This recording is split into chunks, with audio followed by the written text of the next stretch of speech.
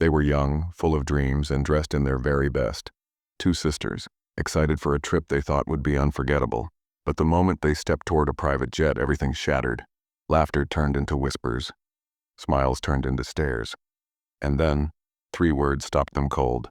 You don't belong. But what no one knew was who their father really was. And when the truth came out, it didn't just silence the room, it changed everything. So what could be so powerful about their father's identity that it left the world in shock? It started like any other day. Two sisters, bright, confident, and full of excitement, were heading to the airport with their dad. Traveling was nothing new for them. They laughed over music, snapped selfies, and dreamed about the trip ahead. Everything felt normal. But as their car pulled up to the sleek private jet terminal, the air shifted. Smiles turned to silence. Guards watched too closely. Staff whispered too quietly. Something was off. They didn't know it yet. But the moment they stepped inside, their lives and their father's hidden truth were about to ignite a storm no one could stop. The sisters never imagined the world of luxury travel could feel so hostile. From the moment they arrived, the stares were sharp, the whispers louder than words. Security exchanged quick glances. Staff looked at them like they didn't belong. The older sister, Maya, kept her chin high, always the shield for her younger sister. Alina clung to her arm, pretending not to notice. But every step felt like walking through a wall of judgment. At first it was subtle, questions wrapped in fake politeness, smiles that never reached the eyes. Are you sure you're in the right place? The attendant asked with a forced grin. Maya calmly handed over their tickets. Paid, confirmed, legitimate. But the woman's eyes flickered again, scanning their skin, their clothes, searching for a reason to deny them. Then came the second blow. A uniformed officer stepped in, towering over them.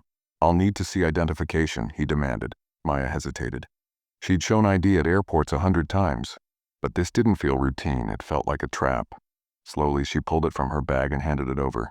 The officer studied it for far too long, as if he was hunting for an excuse to say no.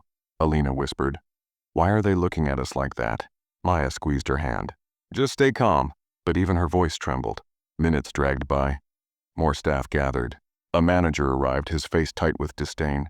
"I'm afraid we can't allow you to board today. This aircraft is for our exclusive clients." Exclusive. The word cut like a knife. Their names were on the list. Their father had arranged everything. Why were they being singled out? Maya's anger boiled. "Our names are right there. Our father made this booking himself. You have no right." The manager cut her off. "Security will escort you out now." Alina's chest tightened. People nearby had stopped what they were doing. Eyes followed them, some curious, some entertained, a few sympathetic, but no one dared to speak up. The humiliation only grew. A guard placed a heavy hand on Alina's shoulder, pushing her toward the exit like a criminal. Maya tried to pull her back, but another officer stepped in, blocking her. "Rules are rules," he said flatly. But deep down they both knew this wasn't about rules. This was about race. Alina's eyes burned with tears. "Why are they doing this?" "We didn't do anything wrong." Maya's heart ached, but she couldn't show fear. "Because they're scared of what they don't understand," she whispered. "But they don't know who we are. They don't know who Dad is." The unspoken weight of their father's identity hung in the air. Saying his name would change everything, but it would also expose them to risks they weren't ready for. As the guards dragged them closer to the exit, Maya's resolve hardened. This wasn't just about being denied a seat on a jet. This was about being denied dignity, respect, basic humanity. She spun toward the manager, voice trembling but fierce. "You will regret this." He smirked. "Is that a threat?" "No," Maya shot back. "It's a promise." The tension cracked like thunder. The crowd shifted, sensing something bigger was coming, something that uniforms and fake smiles couldn't hide. Because the moment their father's name was spoken, the world would know. His power, his influence, his untouchable status. It would shatter every excuse they had used to justify their racism. Seconds later, the cabin door opened. A man stepped inside. His presence filled the jet immediately. Broad shoulders, commanding eyes, calm but dangerous. Their father. Gasps rippled through the air. Phones lifted. Cameras recorded. The officer stiffened, still clinging to authority. "Sir, I was just handling..." "Handling what?" The father's voice boomed, low and steady like a storm barely contained. He took one step closer, locking eyes with the man who had humiliated his daughters. "These are my children." The cabin went silent. The officer's jaw dropped. Recognition flashed across his face. Suddenly the arrogance drained from him. He realized who stood before him. The man whose power reached far beyond this jet. The sisters sat frozen, hearts racing. In that moment, they weren't intruders. They weren't imposters. They were heirs, protected, powerful, undeniable. Their father's voice cut through the silence again, sharp as a blade. You thought you could strip them of dignity because of their skin color. You thought you could erase their worth with your words. But tell me, his voice dropped lower, what happens now that the world is watching? Phones kept recording. Millions would see. The truth could no longer be hidden. The sisters, once silenced, now felt something else rising inside them. Strength.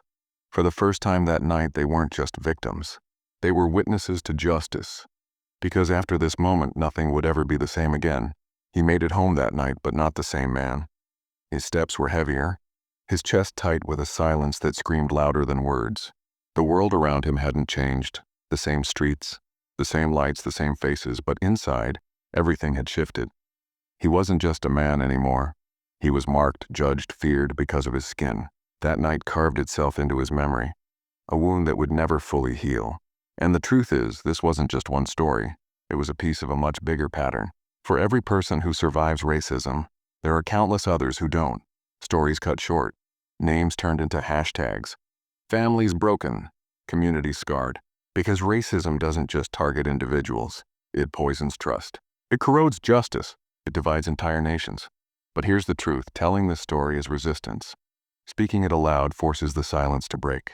Every time a story like this is told, the world is reminded that racism isn't history, it's happening right now. And the more we see it, the harder it becomes to look away. So ask yourself, how many more times does this story have to happen before something changes? How many more nights will people lose their dignity, their safety, their lives simply because of the color of their skin? The incident may have ended that night, but the story isn't over. The real ending depends on us. If you've ever faced a moment that changed how you see someone you love, share your story in the comments. Don't forget to like and subscribe for more powerful, true stories that the world needs to hear.